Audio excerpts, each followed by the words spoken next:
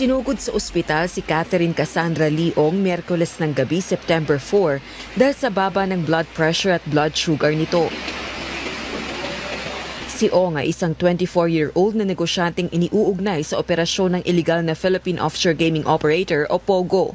Incorporator si Ong ng Whirlwind Corporation na nagpaupa ng lupa sa ni-raid na POGO hub sa Porac, Pampanga.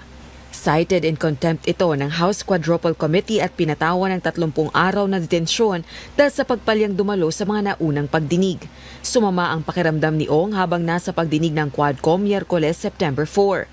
Ayon sa Direktor ng House Medical and Dental Service na si Dr. Luis Jose Bautista, umabot sa 70/40 ang blood pressure ni Ong umaga ng Miyerkules. Rekomendasyon nito sa Quadcom, ma-excuse muna ito sa pagdinig at agad na sumailalim sa medical check-up upang matukoy ang kalagayan ng kalusugan nito. A proper workup should be done to her in the next coming days so we can finally diagnose her, final diagnosis that we can have so she can, I understand because she's still here for another 20 days or so we should be well aware of what she's really having. Samantala, bago ito kinumpirma sa pagdinig ni Ong na dating pulis sa China ang ninong nitong si Duan Renwu, isang Chinese at may asawa. Si Wu ang itinuturing na big boss ng Lucky South 99 na nagpatakbo ng illegal na POGO hub sa Porac, Pampanga. Anong negosyo niya sa China? Alam mo? Sino po? Si Mr. Wu.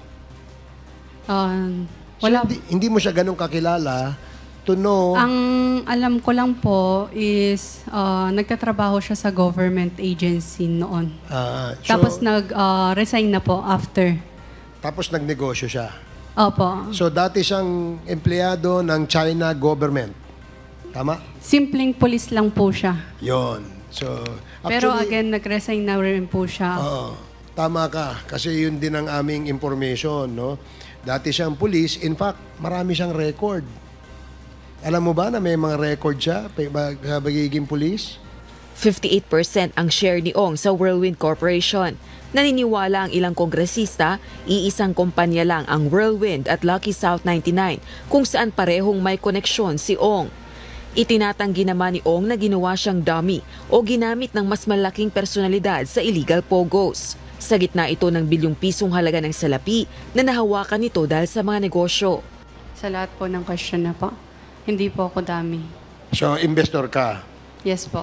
So, sige. Mr. Chair. Investor po ng ano?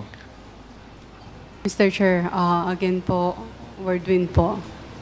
Tumanggi si Ong na sagutin ang tanong kung magkano ang kinita nito bilang incorporator sa Whirlwind Corporation. Hindi rin ito alam kung may binabayarang buwis sa kanyang negosyo. Napuna si Ong dahil sa kanyang ugali sa pagdinig ng Quadcom. Sinita rin ito ng isang kongresista sa kanyang pagsagot sa mga tanong. We cannot allow this kind of attitude from Ms. Ong. Allow the members to finish their question, okay? Masyado kang pa-cute eh. Hindi po. Pasensya na rin po. Itinatanggi ni Ong na bahagi siya ng POGO operations, subalit kinumpirma nitong authorized representative siya nang magtungo sa PAGCOR para sa renewal ng lisensya ng Lucky South 99. Rosa Licoz, UNTV News and Rescue.